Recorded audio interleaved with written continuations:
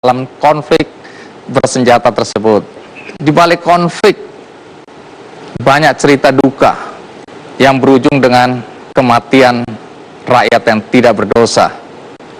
Nah, di tengah konflik bersenjata ini ada kisah kemanusiaan yang menarik untuk saya bagikan kepada Anda pada kesempatan hari ini, berkaitan dengan orang-orang yang mempertaruhkan nyawa mereka untuk menyelamatkan warga Indonesia yang terjebak dalam konflik bersenjata di Yaman. Bagaimana kisahnya?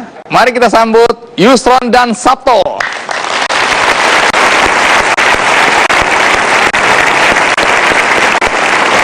Ya, Mas Sabto, terima kasih banyak untuk kehadirannya. Baik. Silakan duduk. Mas Yusron juga terima kasih ya sudah mau datang.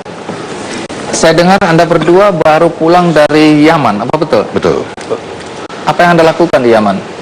Melakukan evakuasi warga negara Indonesia yang ada di Yaman. Ini saya dengar ada 2 tim waktu itu ya, untuk percepatan evakuasi waktu itu ya? Betul, betul Pak. Masing-masing tim tugasnya apa? Jadi kalau kebetulan Ada tim apa? Saya tim 1, Ya. yaitu yang bertugas di wilayah barat Yaman. Ya. Jadi fokus operasi kita adalah di Hudaidah, Sanaa, dan membantu proses evakuasi WNI kita yang ada di Aden. Ya. Kalau Anda, Mas Yusron? Kalau saya di tim 2, wilayah Provinsi Hadramaut yang warga negara Indonesia relatif jumlah terbesar ada di situ sekitar 2.000-an orang. Ya, memang dengan situasi konflik yang tidak terlalu rawan seperti di tim barat. Tapi sebelum kita lanjutkan, ada baiknya mengembalikan ingatan Anda terhadap apa yang terjadi di Yaman. Mari kita ikuti liputan berikut ini.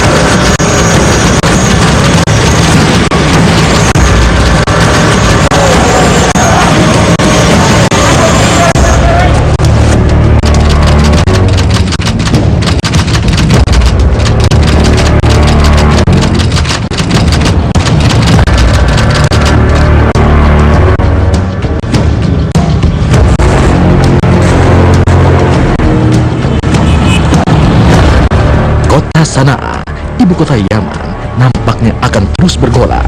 Pengeboman yang dilakukan Arab Saudi dan sekutunya nampaknya belum ada tanda-tanda akan berhenti. Sejumlah bangunan pemerintahan dan fasilitas umum rusak parah akibat dibombardir pasukan Arab Saudi dalam upaya menghentikan perlawanan suku Houthi.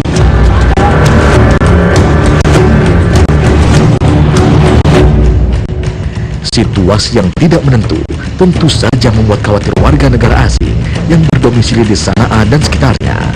Hampir semua warga asing saat ini sudah meninggalkan Yaman yang kacau balau akibat gelombang protes terhadap mantan Presiden Ali Abdullah Saleh yang terguling dan kini mengungsi di negara lain. Indonesia sudah mengevakuasi sekitar 2.000 WNI untuk kembali ke tanah air. Jika situasi tidak akan baik, keselamatan warga negara Indonesia yang saat ini masih berada di Yaman sangat dikhawatirkan.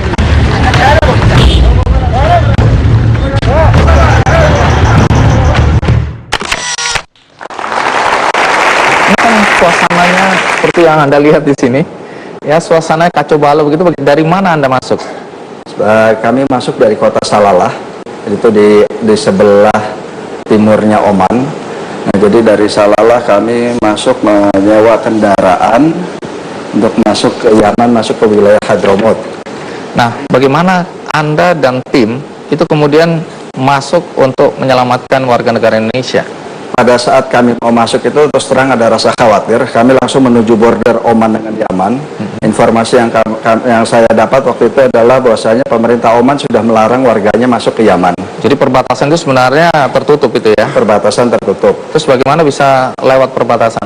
Kami melakukan pendekatan kepada imigrasi Oman yang sejak awal juga mereka berkeberatan, kamu mau ngapain ke dalam? Ini kondisi tidak aman di Yaman. Tapi ya, dan mereka bilang kalau kalian masuk kami nggak jamin kalian bisa kembali lagi ke Oman. Jadi tapi ya saat itu 1 jam saya ragu-ragu untuk masuk atau tidak bersama kawan-kawan di perbatasan Oman. Tadinya tujuannya mau kemana ini? Ke Mukalla. Mukalla itu ibu kota Hadramaut. Tetapi entah bagaimana ceritanya Allah kasih jalan, tiba-tiba di Doha itu ada saya transit, saya bertemu dengan orang Arab, orang Yaman. Ya, saya ajak ngobrol, dia kasih tahu, kamu jangan ke Mukalla, di sana ada perang saat ini. Dan saat itu juga saya merubah target operasi yang tadi ingin berangkat ke Mukalla, saya rubah ke Tarim. Nah, Tarim itu juga memang ada konsentrasi masyarakat Indonesia yang cukup besar. Dan kemudian dari Salalah itu saya masuk ke border Oman. Nah, setelah saya 1 jam saya beserta tim memutuskan apakah kami masuk atau tidak. Bismillah. Itu berapa jarak antara perbatasan sampai ke Tarim? 720 km. Kami tempuh dalam waktu 21 jam. 21 jam? Ya. Naik apa ini? Sewa taksi. Taksi itu modelnya mobil bak di belakang, jadi yang namanya taksi itu bukan pakai AC terus bukan. bukan. Double cabin, tidak pakai AC, di dalamnya juga kalau kita buka dashboardnya ada pistolnya Bang Andi di situ.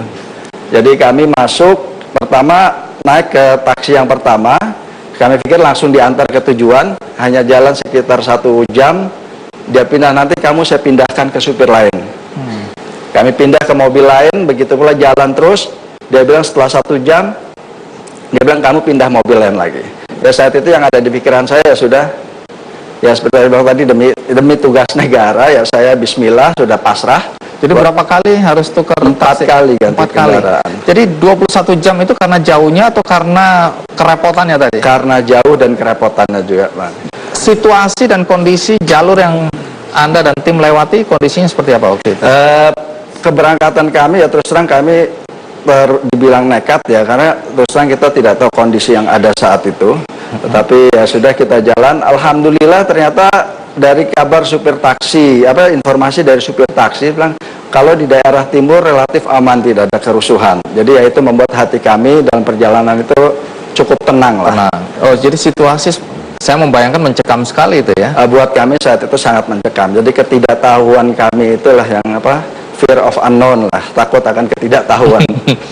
Nah, terus sampai di sana bagaimana cara Anda menghubungi warga negara Indonesia yang bermukim di sana? Jadi sebelum saya berangkat ke Yaman, saya sudah kontak beberapa kawan yang pernah kuliah di Yaman. Jadi ya dari mereka kami mendapat kontak beberapa kawan-kawan PPI, Perhimpunan Pelajar Indonesia yang baik yang ada di Mukalla maupun di Tarim. Kami juga meminta para tokoh-tokoh agama yang ada di Indonesia untuk menghubungi para ulama-ulama di sana. Jadi kontak kami sudah ada sejak awal. Tapi sebelum kita lanjutkan, tentu saja yang akan jadi pertanyaan termasuk kisah bagaimana kedutaan besar Republik Indonesia itu kena bom ya. Nah, ini cerita yang menarik di balik apa yang terjadi yang kita saksikan di berita-berita. Tapi sebelum kita lanjutkan, ikuti terus Kick Andy. Begitu sampai Yaman, bis itu langsung dikerumunin orang. Yang Siapa kita tidak orang-orang tahu. itu? Kita tidak tahu apakah itu orang biasa, apakah itu milisi, apakah itu Nggak ada seragam? petugas. Seragamnya hanya sarung sama kemeja saja. Di situ kita menghadapi masalah, kendala pertama kita menghadapi masalah adalah di situ Apa ketika kita ditemukan adanya rompi anti peluru kita.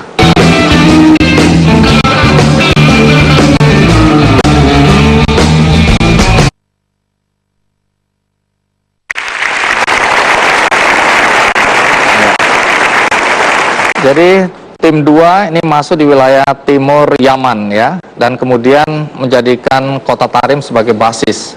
untuk melakukan evakuasi dan mengumpulkan warga negara Indonesia di sana. Waktu itu yang berhasil dikumpulkan berapa banyak warga negara Indonesia? 750 warga negara Indonesia yang ada di Tarim. Dari berapa banyak yang ada di sana? Kan ada sekitar 1.500 WNI di kota Tarim. Yang lainnya tidak bisa ditemukan atau tidak mau dievakuasi? Banyak dari mereka yang menolak untuk dievakuasi. Menolak? Iya. Kenapa menolak? Ini kan demi keselamatan mereka, kenapa menolak? Jadi pada suasana di Tarim saat itu memang tidak seperti suasana di Sanaa di bagian barat. Jadi suasana lebih tentram. Pada saat saya datang bertemu dengan tokoh-tokoh agama di sana, saya selalu bilang, dalam 3 hari ini semalam adalah tidur saya yang paling nyenyak di Tarim. Saya bilang, jadi mereka langsung merasa senang karena kita anggap wilayahnya aman. Tetapi tetap saya sampaikan kepada mereka bahwasanya suasana aman ini tidak akan kita tidak tahu sampai kapan bertahan suasana aman ini. Sehingga ya sudah, kami menghimbau selagi posisi evakuasi lebih mudah, dapat dilakukan dengan mudah, mari kita pulang. Sekarang saya ingin tahu apa yang terjadi pada tim 1. Tapi sebelum saya tanya, ya Mas Sabto, apa yang terjadi pada tim Anda dan apa yang Anda saksikan waktu itu di Yaman, ada baiknya kita ikuti dulu cerita tentang pembentukan tim dan rencana evakuasi yang dilakukan oleh pemerintah Indonesia terhadap warga negara Indonesia di Yaman. Ini dia liputannya.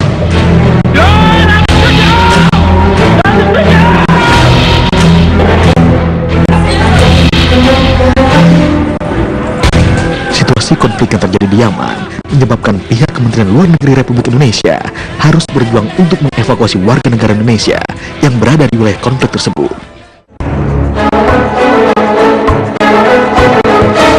Terdiri dari 2 tim yang telah diberangkatkan. Tim 1 di bawah komando Sabto Anggoro Broto. Tim ini bertugas melakukan percepatan evakuasi WNI yang ada di wilayah Yaman bagian timur. Misi operasi tim 1 ini terdiri dari 12 orang, diantaranya 4 diplomat, 2 staf Kemenlu, 4 anggota Polri, dan 2 TNI Angkatan Udara. Sejak kedatangan tim 1 di kota Sanaa, ibu kota Yaman, suara dentuman bom dan rentetan bunyi senjata selalu terdengar. Dalam situasi seperti itu, tim tetap berjuang keras untuk segera mengevakuasi WNI untuk keluar dari Yaman. Situasi menegangkan sempat dialami oleh Sabto dan tim ketika terjadi pengeboman di KBRI di Sanaa.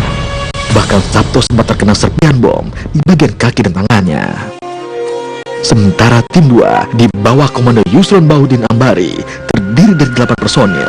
Tim ini merupakan gabungan 5 orang dari Kementerian Luar Negeri dan 3 orang dari Polri. Tim 2 berangkat dari Jakarta menuju Salalah Oman. Tim 2 selain bertugas melakukan negosiasi dengan warga yang berkonflik, tim ini juga mempersiapkan posko dan safe house untuk tempat berkumpulnya para WNI yang berhasil dievakuasi keluar dari Yaman.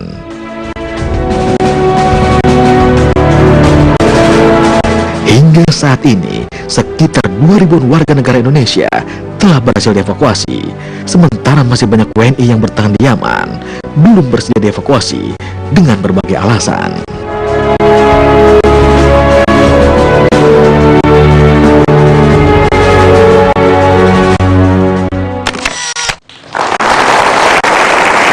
Kalau tim Anda, tim 1, itu masuk lewat mana? Kita masuk dari Saudi.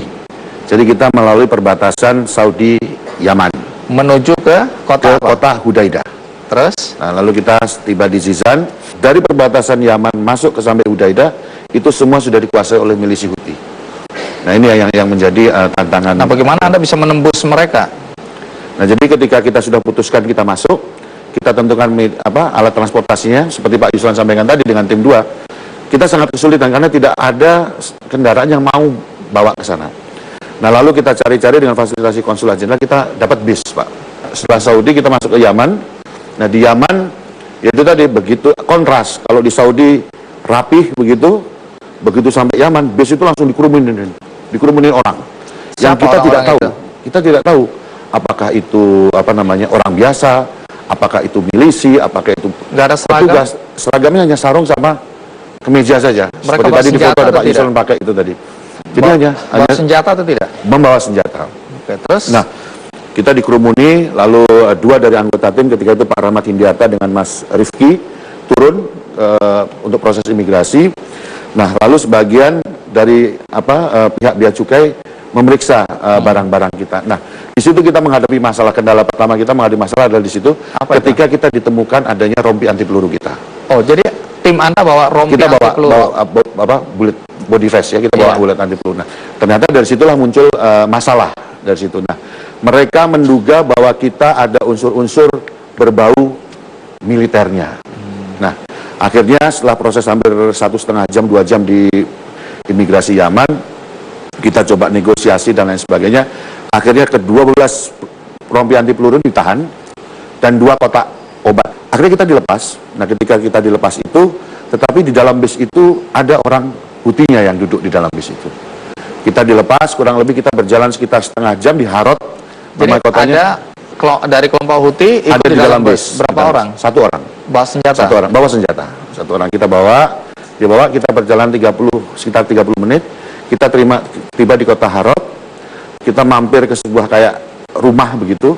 Tapi kalau kami amati dari luar, itu seperti dalam tanda petik kantor Houthi yang ada di situ. Lalu setelah itu kita jalan lagi, nggak jauh dari situ, kurang lebih hanya 2 kilo, kita diturunkan lagi. Nah, di situ dia meminta kita untuk turun. Dia bilang, ini kamu adalah tamu kita, yuk kita sambil nunggu proses barang-barang tadi, kita turun di sini. Nah, saya sudah punya perasaan tidak enak ketika itu. Loh, bukannya ditawarin masuk, kalian ada tamu, kan harusnya senang. Nah, cuman karena melihat hotel, karena di bawah itu semuanya adalah bersenjata, anak-anak umur masih belasan tahun megang senjata. Nah, jadi dia coba rayu kita dengan Mas Rahmat ketika itu menerjemahkan. Untuk turun, kamu tamu saya. Saya bilang jangan dulu. Kamu tidak akan kami tawan, dalam bahasa Arab tentunya ya. Saya bilang jangan dulu. Lalu kamu tidak akan kita tahan, kamu tidak akan kami sandra. Nah, sebenarnya maksud buying time itu, saya adalah buying time ketika itu saya punya perasaan bahwa kita akan disekap ketika itu. Nah, jadi saya membuying time itu adalah untuk saya mampu menteks ke Jakarta, kebetulan kepada direktur saya, bahwa kami menghadapi kendala di sini. Di lantai 2 ternyata ada kamar yang kosong, 3x4 lah gitu ukurannya. 12-12-nya dimasukkan di situ. Ada tempat tidur dan sofa, kita duduk di situ. Terus ada salah satu komandan Houthi-nya yang di situ yang menemui kita. Lagi-lagi kita tegaskan bahwa misi kita murni adalah misi kemanusiaan. Jadi waktu 12 orang tim itu dimasukkan ke kamar, apa yang terbayangkan? Terbayangkan ya, kita akan disekap cukup lama di situ. Kurang lebih kita hampir 2 jam di sana. Terus kita negosiasi sekitar 2 jam. Mudirnya datang, kita berbicara. Saya sampaikan bahwa kita murni misi kemanusiaan. Kenapa kita perlu alat-alat ini? Lalu mereka sampaikan, kalau kamu mau masuk ke sana, ini harus tinggal. Apa yang harus tinggal? Bullet fresh, anti peluru itu, rompi anti peluru harus ditinggal. Obat-obatan boleh diambil.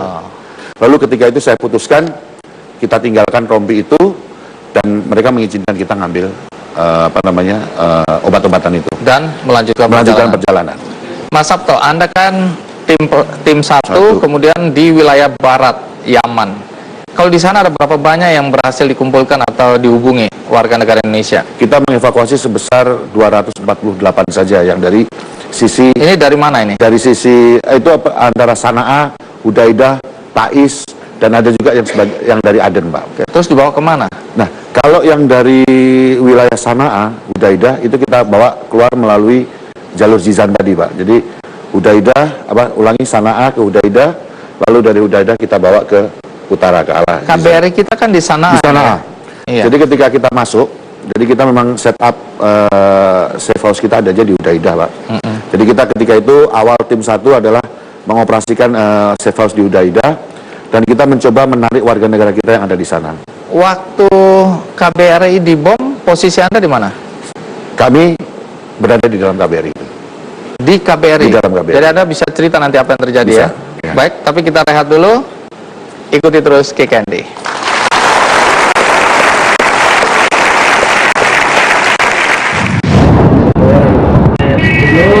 Allahu Akbar. Saya duduk di sofa dengan ukuran badan saya ini, saya bisa terdorong ke belakang, Pak, terempas.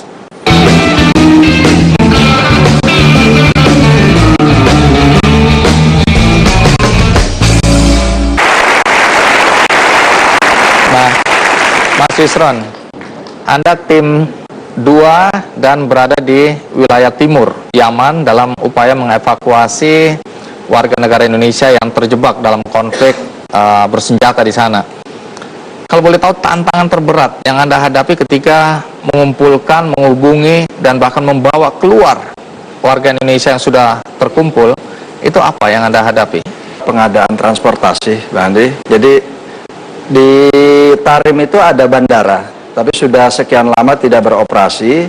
Saya coba menghubungi wakil direkturnya dan berhasil saya temui. Dia ngasih beberapa cara, tetapi tetap izin untuk mendarat tidak diberikan dan tidak ada jaminan, sehingga pesawat TNI yang dibawa dari Jakarta tidak bisa mendarat di Tarim.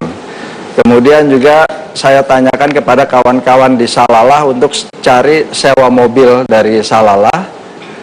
Ya, sama juga hasilnya, mereka meminta harga yang sangat-sangat tinggi, $1.000 per orang untuk trayek dari Tarim ke Salalah. Yang biasanya kalau normal berapa itu? Biasanya kalau normal itu harga 10.000 real Yaman, which is $50. Kurang lebih $50. kurang lebih $50. Jadi mereka minta berapa tadi? $1.000 per orang. Dari 50 Ya. menjadi 1.000. $1.000. Menarik.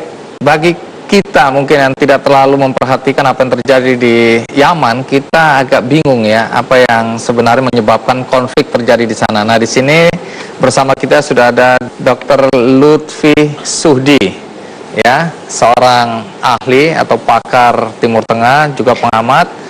Nah, Pak Lutfi, bisakah Anda menceritakan dengan cara yang sederhana tentunya, apa sebenarnya yang terjadi di Yaman?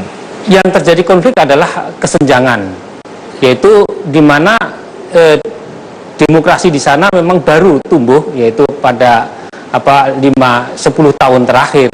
Pada awalnya ketika mereka merdeka atau Ottoman melepaskan pada awal abad ke-20, di wilayah utara kemudian berdiri sebuah negara, di selatan juga tadinya diduduki oleh Inggris, kemudian tahun 67 mereka menjadi negara berdiri sendiri, kemudian tahun 90 mereka bergabung menjadi sebuah negara. Itu kemudian kepimpinan negara tersebut itu lebih banyak dilakukan oleh kekuatan otoriter pemimpin yang ada di sana. Kemudian sistem demokrasi mulai berjalan. Kelompok tertentu, khususnya kelompok Houthi ini, mereka tidak mendapatkan tempat yang benar di dalam situasi politik mereka, sehingga mereka mengadakan ataupun menjadikan dirinya sebagai oposisi, dan kemudian terjadilah konflik dengan penguasa. Kemudian dalam perkembangannya udah jadi berapa kelompok yang bertikai sekarang ini? Di sana ada beberapa kelompok, yaitu kelompok Houthi sendiri yang mereka adalah basisnya Syiah Zaidiyah tadi, tapi kemudian tokoh-tokohnya itu mereka juga pernah mukim di Iran, dan mereka belajar dari sistem pemertahanan Iran dan sistem militer Iran, sehingga mereka melakukan perlawanan dengan sangat tersistem pada akhirnya. Itulah kemungkinan yang kemudian menyebabkan mereka bisa mengungguli kekuatan, dan di samping itu juga mereka bergabung dengan kekuatan yang dijatuhkan, yaitu Ali Abdullah Soleh yang dijatuhkan oleh pemerintah Al-Hadi, walaupun jatuhnya itu dengan baik, tetapi kemudian dia bergabung. Di sana juga ada kelompok lain, yaitu kelompok Al-Islah. Mereka lebih dekat ke Ikhwan, tapi jumlahnya juga tidak terlalu besar. Di antara mereka juga wilayah-wilayah tertentu dikuasai oleh kelompok Al-Qaeda Peninsula ataupun wilayah Teluk, ya. Nah, ini juga satu sama lain tidak ada koordinasi, apalagi situasi sekarang yaitu sudah di dalam situasi perang. Itu yang terjadi. Ya. Sampai di situ dulu. Nanti kita ingin tahu juga seberapa pentingnya Yaman bagi negara-negara Arab, dan tentu saja bagaimana Indonesia melihat Yaman. Kembali ke Mas Yusron dan Mas Sabto. Bisa cerita apa yang terjadi dengan Kedutaan Besar Republik Indonesia di sana? Jadi ketika itu tanggal 20 April 2015, memang pagi hari itu kami rutin, karena kami tiba itu tanggal 18, tiba di Sanaa dari Udaidah. Tanggal 18 kita masuk, dan memang ketika kita malam itu tiba pukul 8 itu kita sudah disambut dengan meriah ketika itu. Meriah Ketika itu pengertiannya kita apa? turun bus, jadi ramai sekali udara di Sanaa. Adanya serangan-serangan dari udara, Meriam-meriam anti pesawat. darat ke udara. Jadi setiap ada objek yang bergerak oleh Houthi ditembak dengan darat ke udaranya. Pada saat itulah Anda masuk. Kita tiba turun dari bis umum, kita naik bis umum ketika itu, kita berbaur dengan masyarakat. Ketika itu kami hanya berlima. Sebagian anggota tim saya tinggalkan di Udaidah, kita berlima masuk. Nah ketika itu pukul 10.45 lah. Jadi semacam ada yang paling besarnya itu besar, jadi kayak gempa begitu Pak. Begitu gempa langsung habis itu terus blam aja ledakan yang begitu dahsyat. Saya duduk di sofa dengan ukuran badan saya ini, saya bisa terdorong ke belakang Pak, terempas. Sudah bisa dibayangkan Bisa kekuatannya dibayangkan. ya. Dengan ukuran Anda. Ya. Ya. Nah itu dia, makanya ketika itu hanya refleks saya adalah ketika, karena dulu kebetulan saya pernah mengikuti pelatihan untuk kerja di wilayah yang security yang kompleks begitu, konflik. Hanya refleks saja ketika itu saya hanya begini saja. Nah sehingga ketika itu adalah tangan kaca yang banyak di tangan. Nah ternyata nggak banyak yang kesini Pak, justru yang jatuhnya ke bawah banyak waktu itu dorongan. Termasuk saya sempat lihat tuh gong itu, kalau biasa kalau di kedutaan itu kan ada gamelan, ada gong. Terus saya lihat gong itu take off Pak. Terbang gitu Pak. Akhirnya mendaratnya di kaki saya ketika itu. Mendarat di kaki saya. Nah jadi ketika itu memang terdorong ke belakang. Lalu setelah kejadian itu saya sempat terdiam. Saya cuma berdiri, alhamdulillah saya masih bisa jalan. Saya lalu masuk ke dalam. Begitu saya masuk ke dalam kantor kedutaan, ketika itu saya melihat ke atap, di atas itu sudah bunyi kretek seolah lantai 2 dan atap itu akan roboh. Lalu saya hanya bersembunyi di satu sudut dengan asumsi bahwa saya pasti akan kena ini, saya pasti akan kena. Karena Jadi, ukuran tadi ya. karena saya kalau lari susah juga Pak, jadi hanya bisa bertahan. Ini kapan kenanya saya? Betul Pak, jatuh itu Pak semua. Jatuh. Anda kena nggak? Nggak kena, alhamdulillah. Alhamdulillah nggak kena. Tapi nanti ada teman yang juga mengalami akan menyambung cerita Anda. Tapi saya ingin pertanyaan terakhir ini, ya. Dari pengalaman Anda melakukan percepatan evakuasi terhadap warga negara Indonesia yang ada di Yaman, apa yang paling berkesan bagi Anda? Kebetulan saya sudah pernah melakukan beberapa kali evakuasi ditugaskan oleh dinas. Memang kalau dari sisi persiapan yang paling terberat ketika kita harus berangkat adalah ketika saya harus meninggalkan polis asuransi kepada istri, Pak. Ini kalau terjadi apa-apa, ini semuanya ada di sini. Nah, tapi memang bahwa fakta dari saya pernah menangani Libya, saya pernah menangani Mesir, saya pernah menangani Damaskus, Syria, Yaman ini adalah yang paling terberat. Seperti tadi disampaikan oleh Dr. Lutfi bahwa Pak Lutfi tadi bahwa di sana itu dalam tanda petik sudah tidak ada hukum, khususnya di wilayah kami. Jadi harga itu tidak ada mekanismenya lagi. Dan ketika kami harus menukar uang, kami juga dengan was-was takut sewaktu-waktu kami bisa dirampok dan lain sebagainya. Jadi memang itu satu tantangan tersendiri bagi kita. Karena itu tadi tidak ada hukum dan semuanya serba semrawut begitu di sana. Dan terus terang Yaman ini adalah proses operasi evakuasi yang menurut saya adalah paling terberat dan terbesar. Itu kesan Anda ya. Baik. Nah, terakhir Mas Yusran, pertanyaan yang sama, apa yang paling berkesan bagi Anda dalam upaya untuk mengevakuasi warga negara Indonesia di sana? Pengertian atau kerjasama yang baik dari kawan-kawan itu buat saya merupakan suatu Luar biasa ya. hal yang luar biasa dari saya, dari pemerintah dan mereka mahasiswa, dan itu merupakan suatu kerjasama yang nggak ada duanya buat saya saat itu. Iya. Baik. Ya. Karena sudah ngomong mahasiswa, pelajar, maka setelah ini kita akan undang 2 pelajar atau mahasiswa Indonesia di Yaman yang merelakan dirinya atau mengambil resiko untuk menjadi relawan dalam konflik di Yaman. Bagaimana kisah mereka dan bagaimana kisah 2 tenaga kerja Indonesia yang terjebak di Kedutaan Besar Republik Indonesia di sana. Ikuti terus Kikendi. Langsung bom tuh meledak sama semuanya. Kan saya ingat itu gas aja yang nyala, langsung saya lari, kepleset, kaki saya langsung nabrak ke pintu. Terus ini yang gorok ini darah saya termeluncur, takut tuh urat saya yang putus gitu.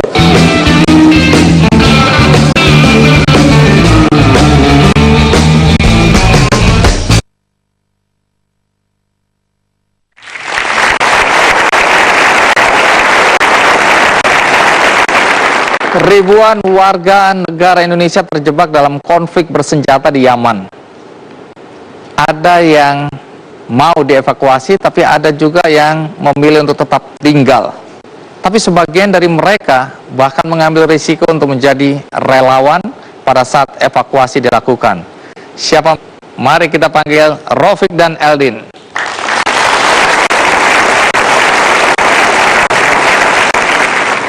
Iya. Saya panggil nama aja ya. Eldin, terima kasih. Rafiq juga terima kasih ya. Anda berdua juga berada di Yaman ketika konflik terjadi. Ngapain di Yaman? Saya kuliah di Yaman. Oh, kuliah. Saya kira main-main aja di sana. Kuliah apa? Di jurusan Syariah di Fakultas Syariah Universitas Al-Ahqaf di Tarim, Hadramaut. Oh, sudah berapa lama di sana? Sudah 5 tahun. Oke. Lebih 5 tahun. 5 tahun di sana. Kalau Eldin ngapain di sana? Saya sama kuliah. Kuliah juga? Ya, Kuliah apa? juga. Saya ngambil sastra Arab di Darul Ulum di Hudaidah. Pada saat konflik sudah berapa lama ada di Yaman? Saya hampir 5 tahun. Baik, sebelum kita lanjutkan, ada baiknya kita ikuti dulu kisah tentang Eldin dan Rafiq berikut ini.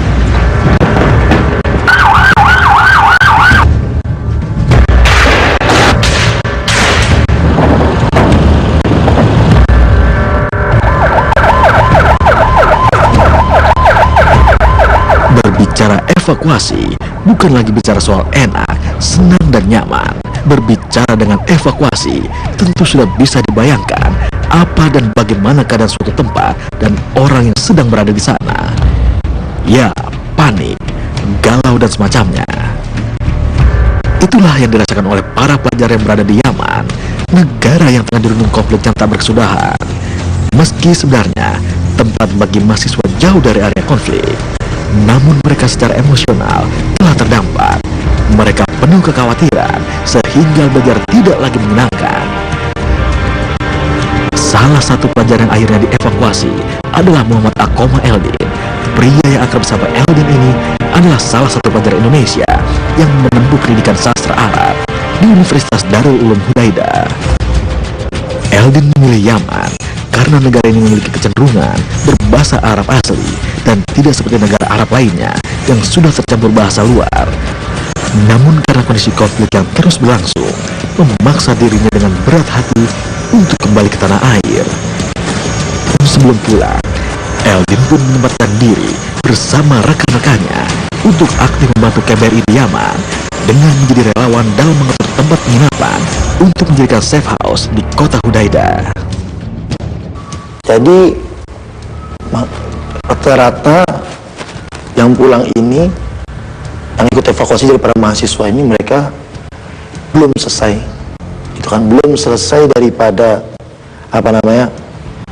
belajarnya, kuliahnya, dan ada yang sudah selesai tapi tidak bisa membawa ijazahnya, seperti itu. Sama halnya dengan Muhammad Rafiq Anwari, pelajar asal Jember ini juga tengah menempuh pendidikan di Universitas Al-Ahqaf Tarim Hadramaut Yaman. Memiliki tugas sebagai Ketua Persatuan Pelajar Indonesia Yaman dengan mengawal proses percepatan evakuasi untuk segera meninggalkan Yaman. Baginya, menjadi relawan adalah sebuah pengalaman baru dan dirinya mendapatkan rasa kekeluargaan dengan menjadi bagian tim percepatan evakuasi yang diupayakan pemerintah Indonesia.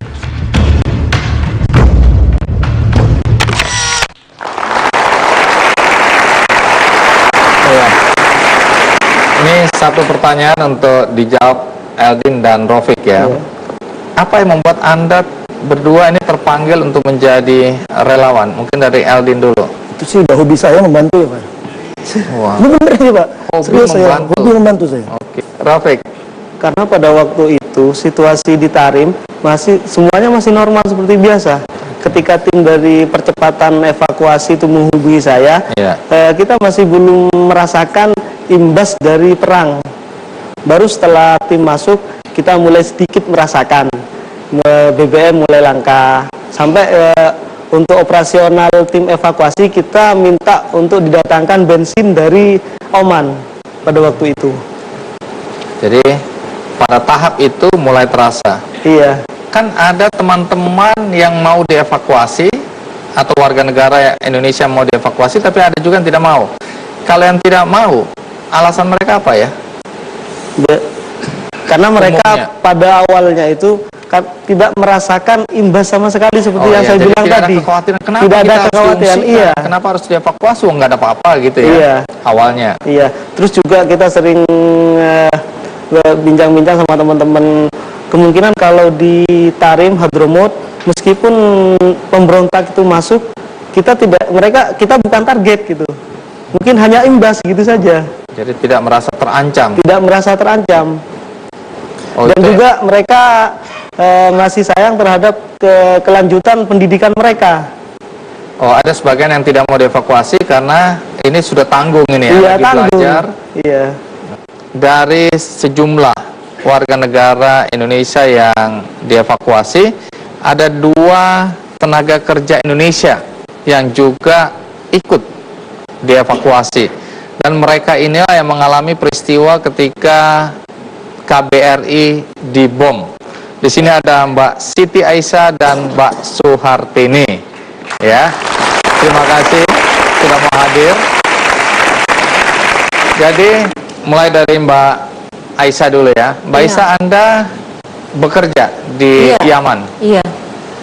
Bekerja sebagai Pembantu rumah tangga. Oh iya, pembantu rumah tangga. Iya.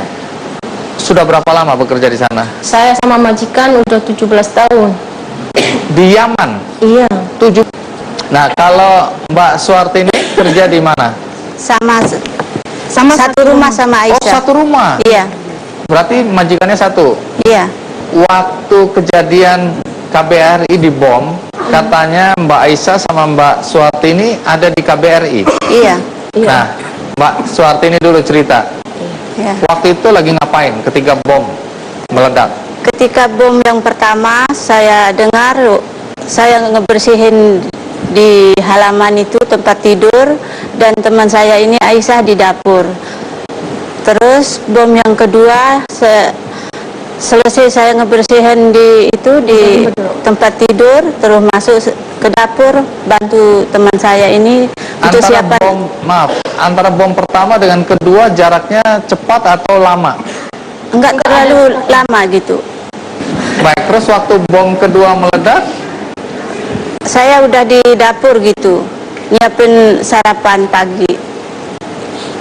nggak takut waktu bom pertama meledak, terus kemudian KBRI rusak, nggak ada ketakutan, nggak lari sembunyi kemana gitu? Waktu bom yang terakhir itu yang saya takut itu. Bom yang kedua itu keluar, saya nangis, nempel di tembok. Dan itu yang bapak yang itu udah tiarap di bawah meja makan. Terus dia bilang nggak apa-apa Bu katanya, tapi perasaan saya nggak enak gitu. Tapi saya nangis gitu Nangis sambil merapat ke tembok. Kenapa harus merapat ke tembok, Bu? Ya takut sih Pak. Oh iya. Terus sesudah itu luka-luka nggak? Iya, luka sedikit di telapak kaki saya aja. Kenapa? Itu kena pecahan kaca gitu. Baik. Nah sekarang Mbak Aisyah, waktu bom pertama dan kedua meledak, posisinya di mana? Ada saya di dapur. Di dapur. Terus Pertama meledak ke bom itu enggak terlalu besar gitu. Yang pertama, terus saya diam aja gitu, beresin di dapur gitu. Terus bapak-bapak ini mau sarapan, so siapin sarapan di atas meja. Terus ketika bom yang kedua agak gede gitu, aduh saya bilang gitu, ini gawat Pak, saya bilang sama bapak. Ya udah tenang aja katanya. Mungkin Jadi karena Anda dia bilang begitu, karena kita nggak takut gitu. Padahal yang bilang tenang itu saya yakin takut juga. Takut.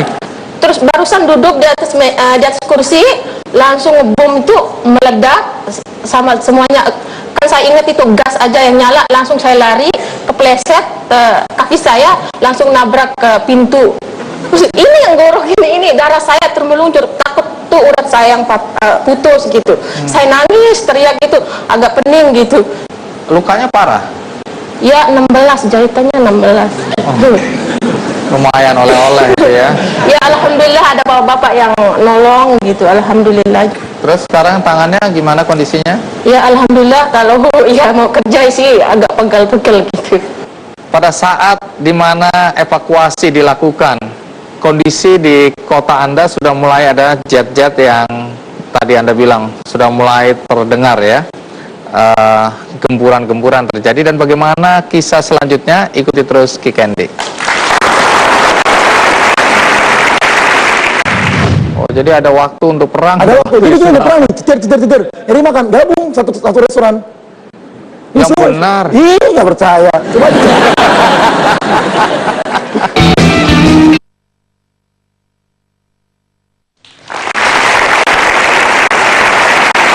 Ya. Terima kasih Anda masih bersama saya di acara Ki Candy, dan topik kita berkaitan dengan kegiatan kemanusiaan ketika terjadi konflik bersenjata di Yaman. Dan kali ini sudah ada Eldin dan Rofik bersama kita juga masih. Terima kasih ya. Saya ingin tahu berapa banyak pelajar dan mahasiswa waktu itu yang ikut menjadi relawan pada saat-saat evakuasi dilakukan. Untuk di daerah saya itu ada sekitar 14 orang. Mereka memang terpaksa atau ada panggilan? Kita sering berkomunikasi via grup WhatsApp. Pada waktu itu saya umumkan kepada mereka, ini ada seperti ini, yang saya minta kerelaan kepada semua teman-teman pengurus PPI Hadromot untuk bergabung menjadi relawan. Yang tidak bersedia, mohon segera memberitahu. Kemudian ada 14 yang bersedia? Bersedia semua. Baik, kalau Eldin, berapa banyak teman-teman Eldin yang jadi relawan? Di Hudaidah ada 6 orang. 6. Apa yang dilakukan atau apa tugas utama relawan waktu itu? Tugas utama itu utamanya membantu ini mempermudah tim percepatan evakuasi dari Jakarta. Karena kan kita lebih tahu medannya aja gitu. Misalnya apa saja yang dikerjakan? Misalnya pertama mencari safe house, tempat safe house. Yang saat itu zona A sedang bergejolak dan orang-orang dari zona turun ke Hudaidah. Karena saat itu Hudaidah aman. Akhirnya semua bisa tertampung? Akhirnya semua bisa tertampung. Hotel, jadi kebetulan dari 6 orang itu kita bagi-bagi. Saya bagian pengaturan kamar, hotel, serta saya semuanya sih. Makan juga, keliling juga ya semua gitu. Soalnya cuma 6 orang ya? 6 orang. Jadi taktiknya itu diaman. Pagi itu sampai sekitar jam 10 itu nggak ada perang. Tenang, aman. Dan waktu makan siang. Dan 1 jam setelah makan siang. Tenang. Walaupun ke daerah konflik datang lewat-lewat aja, nggak bakal ada serangan. Aman insya Allah. Ada keteraturan begitu ya? Keteraturan. Jadi. Tapi sesudah jam 1? Udah. Mulai lagi gitu. Oh, jadi ada waktu untuk perang. Ada waktu. Jadi kita udah perang nih, cetir. Jadi makan, gabung satu restoran. Yang benar. Ih, nggak percaya. Coba aja cek. Baik. Kalau di Rofik, teman-teman tugasnya apa?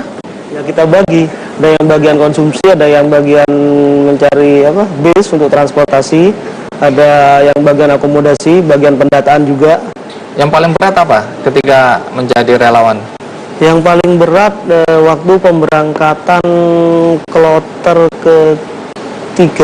Kenapa berat? Bisnya molor. Oh, bisnya datang terlambat? Iya, terlambat. Harusnya udah datang. Akibatnya kita harus menunda keberangkatan sampai beberapa kali, sampai besok harinya baru bisa berangkat. Jadi persiapan konsumsi untuk bekal di jalan itu kita harus menyiapkan berulang-ulang, dan juga bagian akomodasi teman-teman tuh harus nyari tempat lagi. Oh. Soalnya teman-teman untuk penampungan sementara. Berapa jam tuh mereka harus berjalan? Kalau normal biasanya 12 jam. Cuma karena mungkin karena terlalu banyak ya yang itu biasanya yang lama di perbatasan.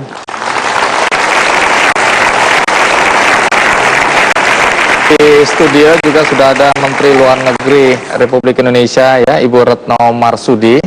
Nah, ini saya tertarik untuk tahu dari perspektif pemerintah dalam situasi dan kondisi seperti itu. Pemerintah Indonesia kemudian mengambil tindakan untuk melakukan percepatan evakuasi terhadap warga negara Indonesia di Yaman. Apa sebenarnya yang terjadi waktu itu sehingga pemerintah bereaksi untuk segera mengirim tim mempercepat proses evakuasi? Sebenarnya himbauan dari kedutaan besar kita di Sanaa dan dari pemerintah pusat di sini agar warga negara kita mulai dievakuasi sudah mulai terjadi dari akhir tahun 2014 pada saat kita melihat bahwa situasi akan terus menjadi buruk. Tapi dengan perkembangan situasi yang memang sudah menjadi buruk, maka kita ambil keputusan untuk segera mempercepat evakuasi warga negara kita yang jumlahnya cukup banyak. Kalau boleh tahu apa dampak dari KBRI kita atau gedung KBRI kita yang terkena bom terhadap kegiatan Kementerian Luar Negeri? Pertama yang saya tanyakan adalah nasib teman-teman seperti apa. Dan alhamdulillah semuanya selamat walaupun ada beberapa orang kita yang terluka. Dan setelah itu kita langsung mengakses apa kerusakannya dan sebagainya. Tetapi sekali lagi bahwa teman-teman yang berada di gedung itu pada saat itu selamat. Nah, dengan kerusakan yang sekitar 80% dari gedung dan hampir semua mobil kita rusak, maka teman-teman langsung berpindah ke Wisma Duta yang relatif pada saat itu tidak terkena dampak Wisma Duta apapun. masih ada di kompleks KBRI? Masih ada. Dan setelah itu langsung kita merancang evakuasi secepat mungkin melalui darat ke arah Hudaida, dari Hudaida ke Cisan. Kerugian terbesar, kalau kita lihat fisiknya ya memang 80% tadi, kemudian ada beberapa yang terluka walaupun tidak ada korban nyawa. Tapi kerugian utama yang dirasakan langsung oleh pemerintah Indonesia apa dengan rusaknya kedutaan kita? Kita harus memindahkan operasional dari kedutaan kita di Sanaa ke Salalah. Jadi sementara kedutaan besar kita di Sanaa tidak beroperasi walaupun kita masih menempatkan beberapa orang dan juga di Wisma Duta maksud saya ada orang, tetapi secara operasional kedutaan besar kita di Sanaa beroperasi dari Salalah. Kalau terjadi sesuatu di sebuah negara ketika warga negara kita berada di sana, apa langkah yang harus segera dilakukan oleh warga negara Indonesia di tengah konflik di negara lain? Biasanya kita sekarang sudah refleks, Mas Andi, dalam artian begitu ada satu peristiwa yang luar biasa, kemudian kita mengeluarkan hotline, baik di Kementerian Luar Negeri maupun di kedutaan-kedutaan terdekat dengan peristiwa tersebut, sehingga warga negara kita dapat menghubungi 24 jam. Jadi warga negara kita dapat segera menghubungi. Dan untuk warga negara yang bepergian ke luar negeri, kita sekarang sudah memberikan pelayanan, misalnya kita pergi ke Singapura misalnya. Pada saat kita mendarat, maka di HP kita, di situ ada tulisan bahwa Kedutaan Besar Republik Indonesia di Singapura, alamatnya adalah ini, nomor teleponnya adalah ini. Jadi sewaktu-waktu nomor telepon alamat itulah yang harus dituju oleh warga negara Indonesia yang berada di luar negeri. Iya. Baik, terima kasih Bu Menteri. Terima sudah kasih. berkenan untuk meluangkan waktu di acara ini. Nah, kembali ke Dr. Lutfi Suhdi ya. Kalau boleh tahu ringkas saja apa arti Yaman bagi negara-negara di sekitarnya? Yaman bagaikan rumah belakang Saudi ya, dalam arti sesungguhnya, karena banyak orang-orang Yaman yang punya mensupport masyarakat Saudi dari segi wilayah-wilayah yang strategis sebetulnya. Misalnya katakanlah para pengusaha di Saudi banyak sekali yang berasal dari Yaman. Konflik di Yaman ini akan lama atau segera reda? Saya khawatir ya, karena di situ konflik Yaman itu tidak berdiri sendiri, karena di sana ada konflik-konflik yang lain, yaitu ada di Syria, ada di Irak yang juga masih bergejolak, atau di beberapa tempat yang lain. Itu ada benang-benang merahnya. Di sana ada kepentingan politik negara regional yang tentu mempunyai kepentingan di wilayah-wilayah tersebut. Ya, kalau kita membuat peta besar ya, di situ ada Iran, di situ ada negara Saudi, Tetapi di wilayah yang lebih tinggi lagi atau di belakang itu semuanya juga kita tidak tahu posisi negara superpower ya tentang keamanan di wilayah Timur Tengah. Karena kalau kita lihat Timur Tengah itu sebelum terjadi Arab Spring di wilayah itu adalah mempunyai potensi besar untuk menjadi negara yang berperadaban maju. Irak banyak sekali orang pandai, bahkan nuklir pun mereka sudah bisa membuatnya, termasuk Iran. Kemudian Syria juga dikenal dengan peradabannya, tapi setelah terjadi perang saudara yang ada di sana, apapun alasannya dan apapun yang diungkap oleh media, itu mereka mundur 50 tahun. Yang bisa kita pelajari dari mereka para ilmuwannya meninggal, perpustakaannya hancur, rumah sakitnya hancur, peninggalan sejarahnya hancur. Ya, hancur. Bahkan museum-museumnya juga dihancurkan lagi. Nah, ini menjadi pelajaran penting bagi kita bangsa Indonesia ini, bahwa apapun kalau diselesaikan dengan konflik tidak akan menyelesaikan. Baik, ya. Terima kasih Pak Lutfi, Ketua Bos. Nah, terakhir, Aldin, kuliahnya atau belajarnya sudah selesai belum waktu itu? Waktu kembali ke Indonesia? Belum. Ada rencana melanjutkan? Yap. Kalau situasinya sudah memungkinkan mau kembali lagi? Kalau memungkinkan dalam waktu 1 semester ini saya akan kembali. Tapi kalau enggak, gak usah lah. Mau melanjutkan di mana? Ya kita cari dulu. Cari. Jadi sekarang ini masih melihat kemungkinan-kemungkinan. Ya. Baik. Kalau Rafiq? Sama. Kalau masih berkepanjangan dan kita masih sulit untuk balik, ya ngapain harus balik dulu? Beasiswa nggak hilang, nggak angus? Enggak. Oke. Toh walaupun ntar seumpama 2 tahun lagi saya masih bisa, tinggal meneruskan semester yang ada, tinggal sisa 1 semester dulu. Jadi masih tetap ada keinginan untuk kembali menyelesaikan sekolah ya? Iya. Baik. Jadi semoga bisa. Iya. Baik, terima kasih.